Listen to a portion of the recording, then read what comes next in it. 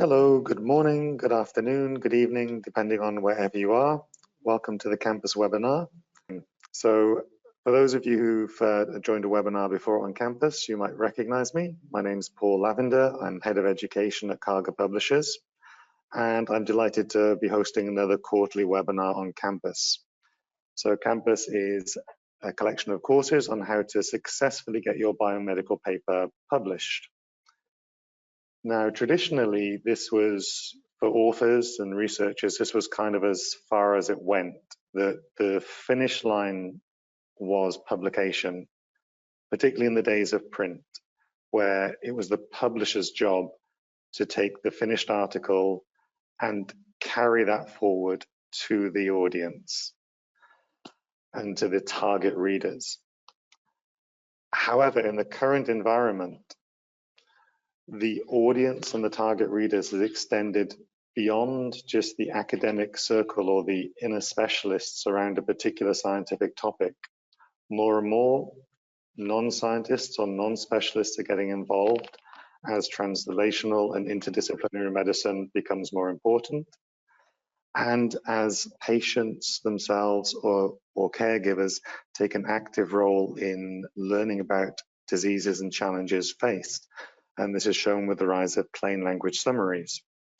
And we're seeing more and more that this burden falls upon the author to actually extend the reach of their own work and to track the real world impact. And even in things like grant applications, we're seeing now that in order to get research funding, authors are being asked to show the real world impact of their previous work in order to show that what they're researching, what they're finding, has implications outside of the lab or outside of a very confined group of people, but has real world implications. So for this reason, I'm absolutely delighted to be joined by Alistair Cook. Alistair is an expert in outreach. He works within Cargo's our own outreach division.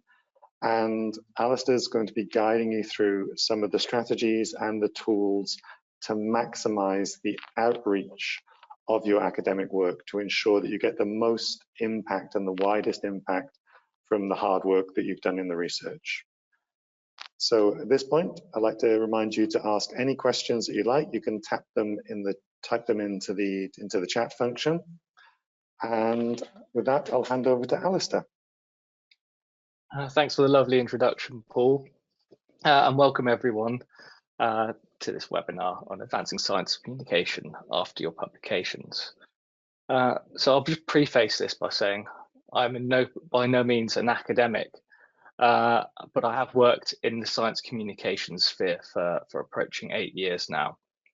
And what I do consider myself as is somebody who's got a keen thirst for knowledge and a desire to learn more, and are therefore the type of audiences that authors like yourselves would want to be reaching with your communication efforts.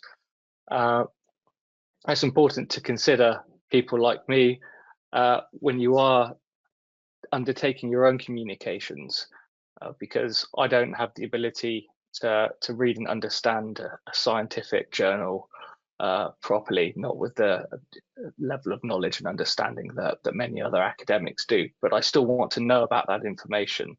So how do we transfer that information onto somebody like me?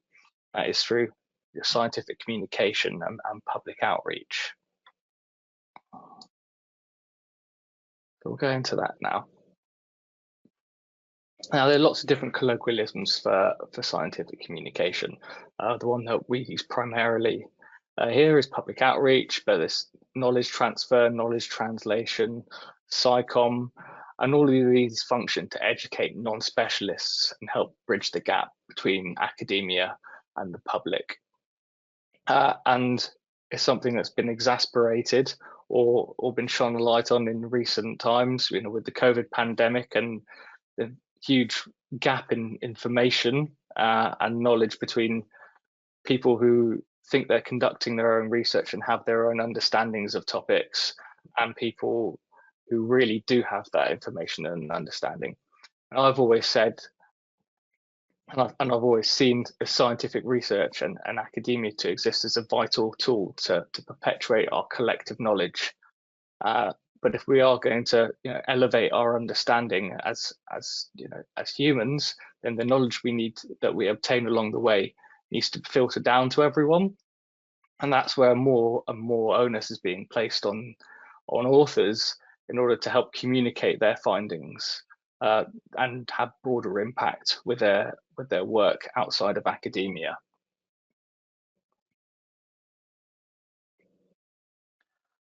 So why is it important? As I've said, you have to translate your findings into everyday language and user-friendly formats. Something that's been a lot more prevalent in communications over the last few years is funding agencies mandating academics to partake in public outreach. It's something that we didn't used to see too much of when I first started 8 years ago, but there's an increasing pressure being placed on everyone to have more responsibility outside of their key responsibilities in order to communicate that work with broader audiences. And another very important aspect, and as I mentioned, the pandemic really highlighted this, is to combat fake information, fake science, and correct any misconceptions that exist. And who's better placed to do that than authors and the academics who are working on this work? Because a lot of the time there's so much misinformation going around that it's really hard to get an authoritative and the correct source of information.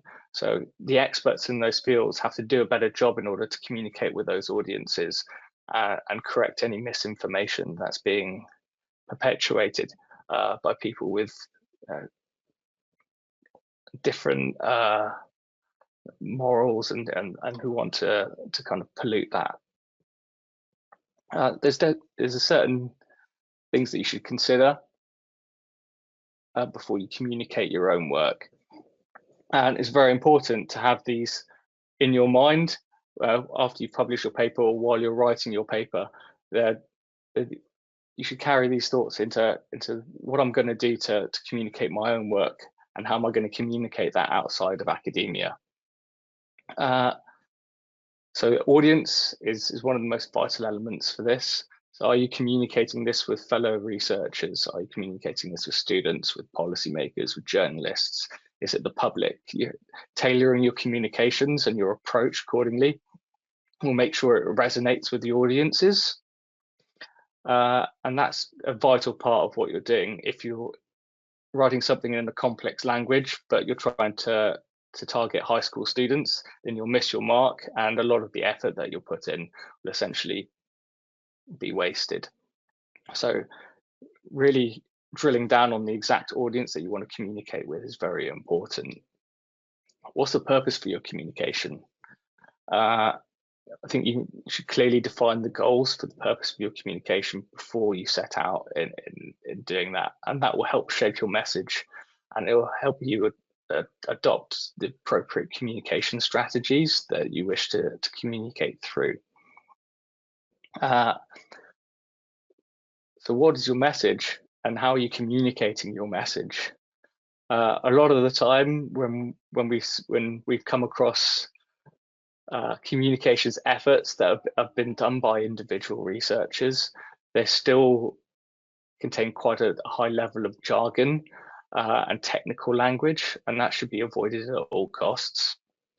Not all costs, but if you're going to include some jargon, then some explanation around it and why you've included it and why it's important to have that correct terminology is certainly very important to include.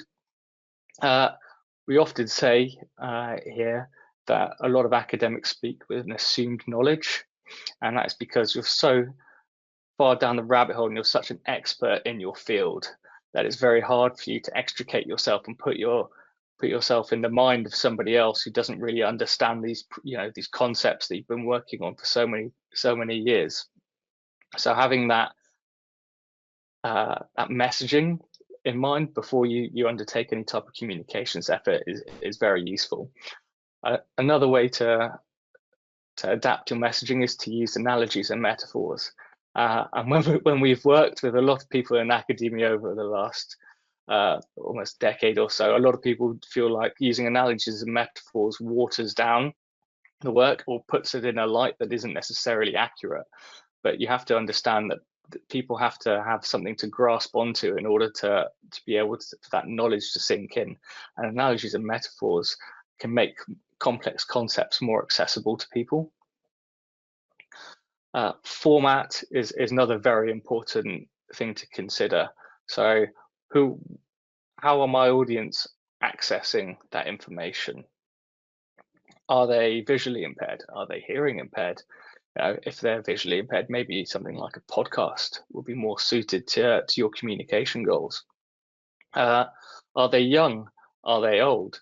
If they're young, maybe a short 15-second video or 30-second video via a platform like TikTok or Instagram Reels would be more appropriate to them. If they're older, maybe something like a podcast or a plain language summary would be more interesting to them because they've got longer attention spans. So really consider the type of format that will resonate best with your audience. Timing is something else to consider. Are you coinciding this with a publication? Is it something just a topic that you're wishing to raise awareness over? Are you launching a new lab?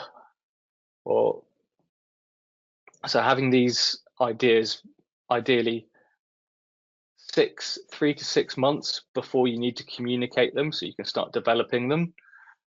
We get a lot of people that come to us in a rush because they've only got a month before their publication comes out, and they would really like some communications materials, but it's quite difficult to put that together and to design it and to have the careful thought and consideration that we put into outreach materials when we create them. So having a firm idea of the timeline that you're working with and giving yourself plenty of time so it's not done in a rush and therefore done poorly is something very important. Engagement, so you want to foster a dialogue and a narrative with your audience. You want to ensure the accuracy and integrity of your communication, which is something that 99% of the people that we've ever worked with are very good at doing. Are there any ethical implications of your communication? And especially when discussing these sensitive topics, you've got to be mindful of potential biases, conflicts of interest, and unintended consequences of your communication. We see this particularly within the health and medicine research fields, where there is a lot more misinformation than a lot of the other fields within academia. Collaboration. So if you feel that this is something that is difficult for you to do by yourself, who else can you lean on? Are these other members from your faculty who have successfully been able to engage in these activities before? Or would you have to look further outwards? Are there other experts, other communicators, other organizations that you could lean on for additional support? Is this something that you don't have time for and would want to pay for yourself to get that weight shifted off you? And would using somebody with a bigger platform help amplify your message and reach the audiences that you want to with your own communications? Sometimes there's no point having something accessible if it's not visible. And we'll get into that later on during this webinar, but it's something to consider that there's no point spending 12 or 20 hours on communications efforts for your work and then only 3 or 6 people being able to read or digest it. And most importantly, at the end of the process, you have to evaluate your efforts. So what does successful communication look like to you? How many people have read it? Has it reached the right audience? Have you had any feedback? Set those goals right at the start so you can evaluate them at the end. What does effective communication and what does the impact of that look like to you? Is it reaching one policymaker? Is it recruiting one student? Is it inspiring somebody? So these are things to consider before you engage in your own communication efforts. I'll get onto the collaboration part now, because if it's something that you don't wish to do yourselves, there are lots of options out there. And here we have cargo research outreach services. So within Cargo, we have a lot of different formats and different modes of communication that we can offer academics who simply think that it's something that's either too difficult, they're too time pressed, they don't have the specialization, the expertise, or the knowledge. It's something that they don't wish to engage with. A lot of the time, it's just an extra job placed on something that's already very hard to do. So we've developed a whole host of services to help academics communicate their materials in a fast, efficient, and effective manner. That's creating simple language through our science communications team. There's through platforms that we've curated and created aimed at non-specialists, different formats of communication to target all the different audiences that you isolate that you want to communicate with. And it's also the dissemination part of that. And like I said, what's the point of accessibility without visibility? And we'll get further into that as well.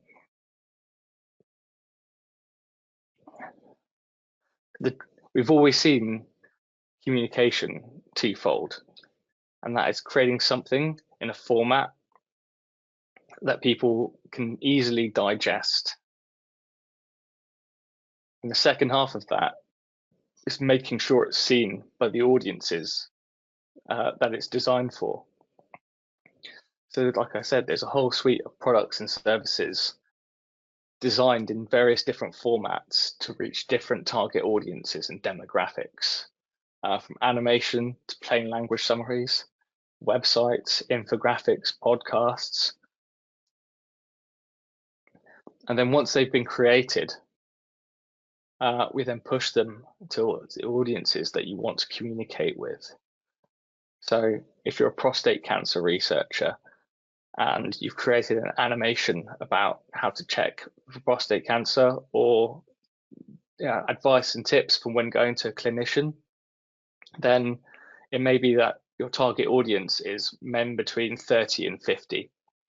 So once the animation's been created, we're able to use the promotional materials and the promotional side of social media in order to identify key demographic audiences and push that content to them to make it very applicable.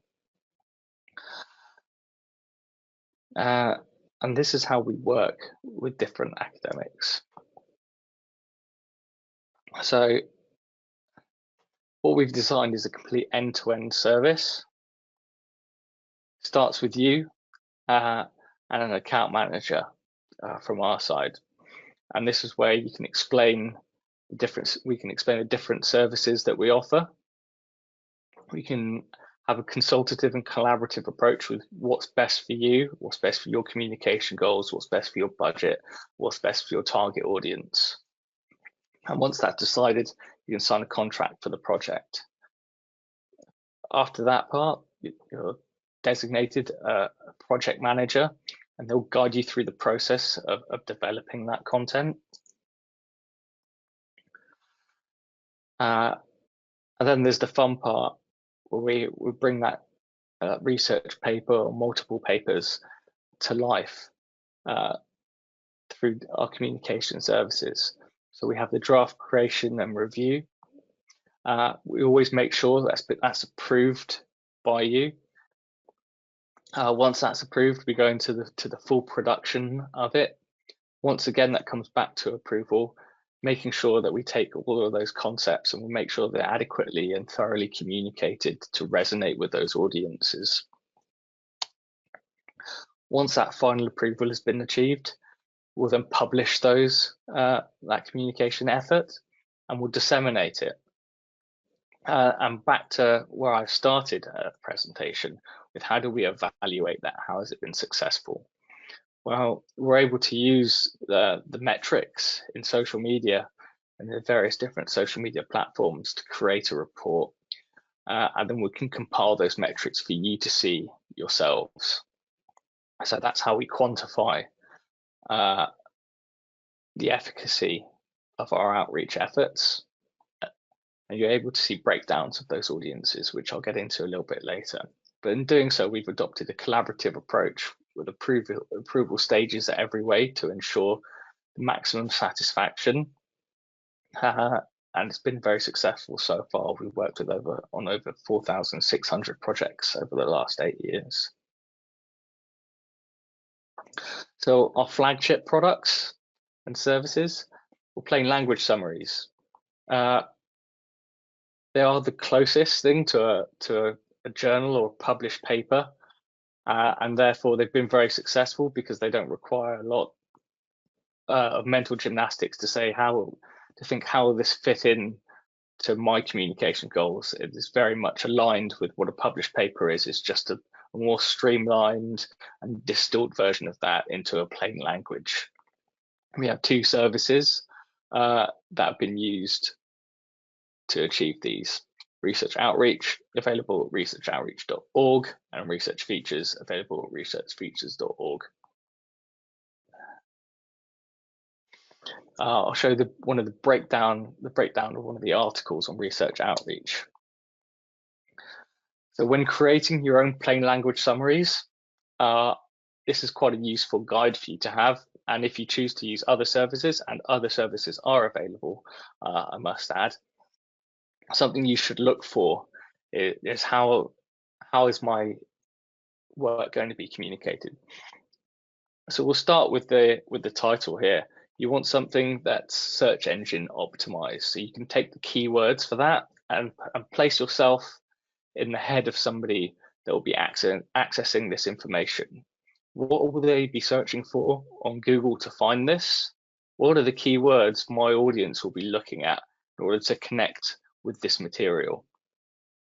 So one thing that we do is we do search engine optimization based on the keywords within the article, and then we'll create titles in order to help people find these. Another important aspect of what we do is we include a behind the research section. A lot of funding agencies want their details provided when you engage in services like these, but it's also best to mention a bit about yourself. And part of that is humanizing a lot of the academics that take part in this, and breaking down any type of barriers for like preconceptions of what an academic in this field looks like. What does a physicist look like? What does a biologist look like? It can look like anyone. So having that additional context within an article is a powerful motivator for students and for people who may want to take up a career in research in academia. Having contact details is also quite useful. This can encourage potential collaborators or any students, people that are inspired by the topic, who want to get in touch and want to speak with you, or just simply want to learn more. And obviously, from an academic perspective, you want to have your references there for the original paper. If anyone does want to learn more, if it does attract other peers within your field, then they can go and read the paper in greater detail. It could increase citations, and having that information there adds gravitas to the original article itself. So remember something that I'm sure you all do, but remember to include your references.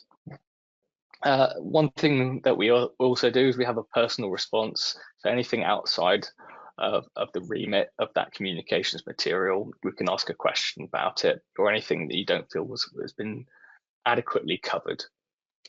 We can ask a question about it, and you can have a personal response to that. And it's quite a useful way of adding a dynamic to that plain language summary that isn't just, this is my research, please read about it. So as I've touched on before, another element of that is now I have this excellent piece of communications material. Who's going to read it, and how is it going to be made visible? And as I've said, social media is one of the most powerful tools for ensuring that this happens. And here are a couple of examples of reports that we've created. So some key metrics for you is that in 2023, we achieved almost 50 or over 55 million impressions across platforms that promote our two publications. We released a total of 211 articles, and the average impression for the articles was about 250,000 people.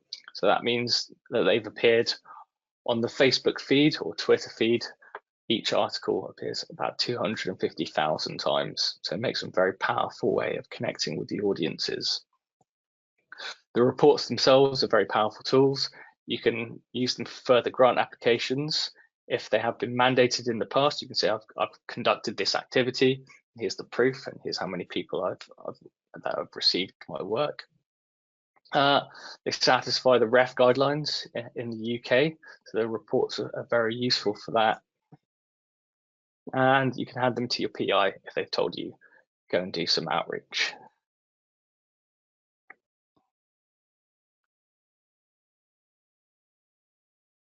Alongside this, they can also improve your altmetric score. So in this article, we've linked to the DOI of the original paper. And we also linked to the DOI paper in the social media campaign. And as some of you may know, retweets that include the original DOI link can increase that altmetric score. So something that you may or may not be able to see here is that the altmetric score has been increased through the social media campaign itself.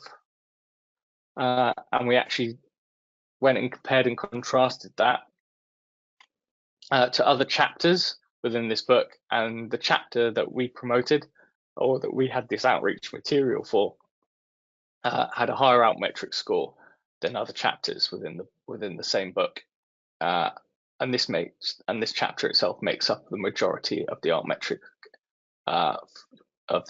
score for this book as well.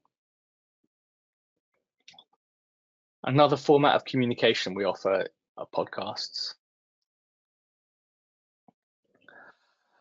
Through our platform Research Pod, it's possible that you can record your own podcast and share your own information too. But we are in the top 10% of global podcasts. We offer 3 different tiers of service. Some are scripted, but we get a narrator to read. We'll get one of our editors to create a plain language summary, which will then be read out by a narrator. And we also have interview style podcasts for research as well, which are more conversational. It acts to give researchers their own voice, and we're topic agnostic as well, so we'll cover a wide range of topics. These are very popular. Podcast is one of the quickest growing mediums of content consumption that's out there. You'll have probably noticed in the last 12 months that everyone started their own podcast, or at least the last 2 years.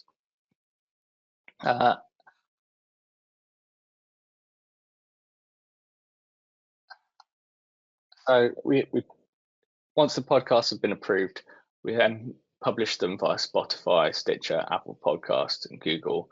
In addition to this, we create a web page on our own website, Research Pod, which I have the DOI link to the original paper. The DOI link is also included in the description of all the different platforms, along with a description of the actual research itself. This increases the search engine optimization of all this material and makes it more accessible and more discoverable online. We also create a YouTube version of the podcast, which is a simple video and includes some subtitles. Again, this increases the visibility of the podcast and makes sure that no matter what platform your audience uses the most, it's discoverable on that. The social media campaigns are run for all of our products as well to ensure that they reach the audiences that you desire they reach. And our most popular service is animation. Now, this is the hardest or the least accessible for somebody without prior industry knowledge to create, which probably leads into why it's also the most popular, because the barrier for entry for creating animations is considerably higher than the other two options that I presented in the past. It's an excellent tool for condensing information and key messages and conveying them efficiently. But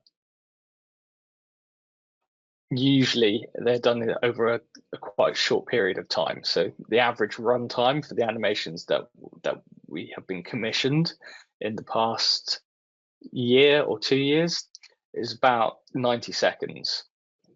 So over 50% of the animations that we create are either 90 seconds or 2 minutes time. So they might not be suitable for people who are looking to include extensive details, as this can lead to overly lengthy animations and audiences that kind of switch off after 60 seconds. It's definitely the most popular part of what we do amongst a lay audience as well.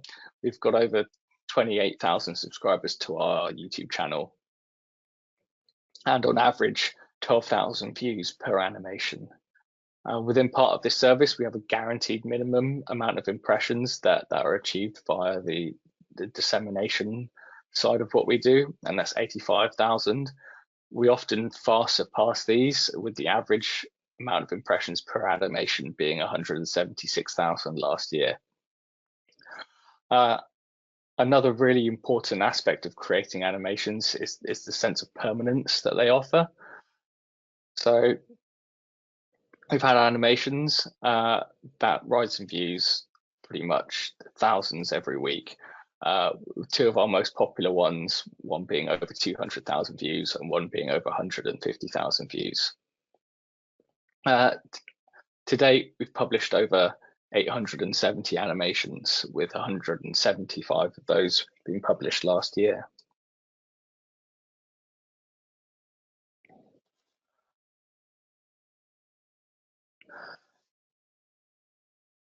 This slide was used in a presentation that one of my colleagues did in January. As you can see, this is the report that someone receives for one of our animations once the dissemination cycle has been conducted. And I intentionally chose this because it's not a super popular animation. I'm not choosing the best example for anyone, but at the time in January that had 9,500 views, and today it's on over 9,700. So as a resource, that animation about frozen shoulder has been very popular online for people looking up information about it, and it stays on YouTube forever. YouTube's owned by Google, so it's all search engine optimized, and it stays as a resource for people, which is very important when considering the longevity of your communication and what platform you're going to use. Content published via Facebook and Twitter has a very short shelf life due to the nature of the way that content's accessed on a feed. Unless you're constantly reposting it, then it's not going to get refreshed or discovered. YouTube adds a much better dimension into the longevity of that, because users actively search for key topics that they're interested in to learn more. So if possible, I always do recommend using YouTube for any type of your communication and outreach endeavors. And another important part, again, touching on the social media. So beyond the core promotion itself, you also get a lot of organic reach. As you can see, this particular animation was picked up by the National Institute of Health Research, and also by someone who used it with a patient. I found it really helpful and understandable. So being able to share these and have them created on a central platform like YouTube, but then to share them on Twitter and try and isolate those key audiences and build those audiences that you want to communicate with, it's quite important. And you can see the fruits of our labor and the curation of our channel coming via, organically. And the final thing I wanted to touch on websites. So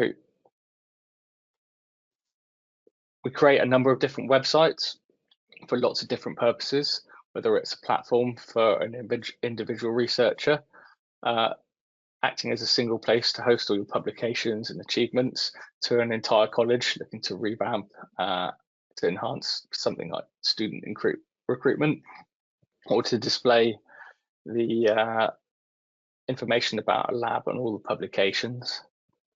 A lot of people here, I assume everyone here, uses Google Scholar and ResearchGate.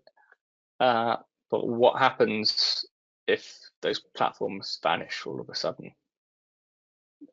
What do you own on those platforms that makes it yours? I think something that's often overlooked is having a central place to host all of your academic endeavors, achievements, to increase your visibility, to communicate from, to act as a hub for networking, to promote any type of outreach activities that you have, as a way to archive all your achievements, and to have your own form of personal branding. But more importantly, it gives you absolute control, and that's something that we don't always have when using other people's platforms. So here are two examples of websites we've created in the past. One for Acorn Research at Queen's University Belfast, and the other for the Centre for Regenerative Medicine at Boston University. And you can go and visit those yourselves. I'll just finish by saying thank you, everyone.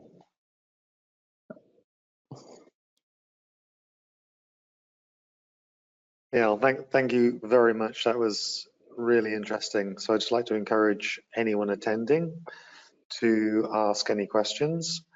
We do have about 20 minutes left in the webinar, so we have plenty of time for questions. And I already have one question from my side. I think there are so many things kind of presented.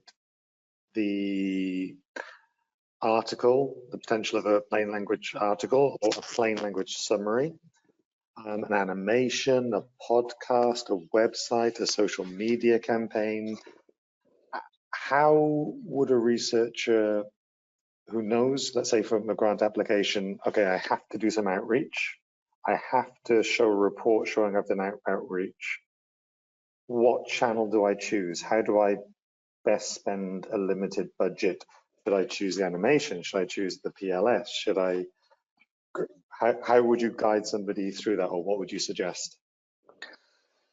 Well, a lot of the time, it can be field dependent. For example, if they're in biology or if they're in health and medicine, animation might be the most appropriate way to explain concepts that happen on the molecular level with an audience, with a lay audience, because there's so much that you can't see, and animation can explain in a visual format that will resonate well with an audience and captivate them in an engaging manner. So it's about understanding what you're trying to communicate and who you're trying to communicate to, and how are they accessing that content, and where on the internet do they exist, and once you've answered those questions, and that will direct you. Obviously, things like budget still apply. So, do I want to just discuss this? Do I feel like a discussion is the best format for this? If so, it's a podcast, and therefore I can explain these concepts in a more casual and simplified format. So I hope that answers your question, Paul. Yeah, I'm sorry if you already explained it on the slide with the processes, but do people tend to come to you asking for a particular product, or do people come to you with a problem that they want you to solve? Like, this is the message I want to get out there, how do I do it? Or do they come saying, I want an animation? A mixture of them all, to be honest with you. I was talking to somebody yesterday who was asking about three of our different products, and they said, what do you think would be the best, the best option for us? Is it an animation? Is it a podcast? Or is it a plain language summary? And ultimately they decided on all three, and that was just because they wanted to maximize the visibility of a paper that's currently embargoed and will be released soon, and they wanted to hit on all the different formats and all the different ways that people consume all of the information that's constantly churned out into this world every single day, and having that full breadth of communication allows them to capture all the different audiences that would be interested in it. So it is important to consider, and we do get people, and a lot of academics that come to us and ask, what's the best way that you'd pick if you were in my shoes, how would you do this? Yeah, that's a big help. But related to that, another question that's come up is, once somebody's picked something, let's say an animation, and you release the animation onto YouTube, if you're like me, you'd have absolutely no idea about what would be a low number of views and what would be a high number of views. So researchers looking to see if their outreach has been successful or unsuccessful, how do you help determine the criteria for success? So, I mean, how do you measure impact within academia? It's something that's very kind of based on the field that you're in. So for some researchers, it may be I'm trying to communicate about this incredibly niche disease that only 100 people it only affects 100 people in the world. So maybe if it reaches 10 of them, that would be considered quite successful. If it's something that has a broader social appetite, and it's from a sociological researcher, then we're talking in the tens of thousands of views. The first slide, one of the first slides that I showed about isolating and identifying your audience. That's one of the most important factors to consider when you're communicating your own work, because you'll know from roughly from the sample size of your audience and the people that you want to connect with, roughly what success will look like. Is it starting a conversation around a political topic and having 400 comments on your Twitter thread, and all people fighting against each other? Or is it industry specialists retweeting saying they've used this technique in order, because of the communication tool that you've created? So it's knowing what that is, who the audience are, and then assessing it at the end and making sure that you're able to identify the specific audiences and then to create something that targets them. And when you do that, you'll see a greater success with it. That makes a lot of sense. And I think the last question that's come up is, I think it's related a bit to the article that you showed, where you mentioned how putting a personal face behind the science. Many researchers believe that science should be center stage and perhaps don't have social media accounts or aren't active in social media and don't want to be. For those people, is outreach a lot more difficult, or could still consider outreach services? And do they need to put themselves center stage? Absolutely not. You don't need to put yourself out there. I'd always recommend doing something, at least starting off with what you're most comfortable with. And if you see some success from that, then maybe that will inspire you to delve into it more. I mean, there are plenty of people out there that communicate, work without a profile picture.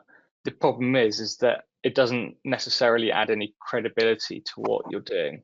Having a human face allows people to connect with, this is a person who is doing this. So, but push yourself out of your comfort zone. It's scary. I mean, we offer the interview style podcasts, and a lot of people don't want to do them because they don't want to hear their own voice, and that's fair enough. There's going to be a recording of this, which I'm not going to watch. Because I don't want to hear myself speak about this.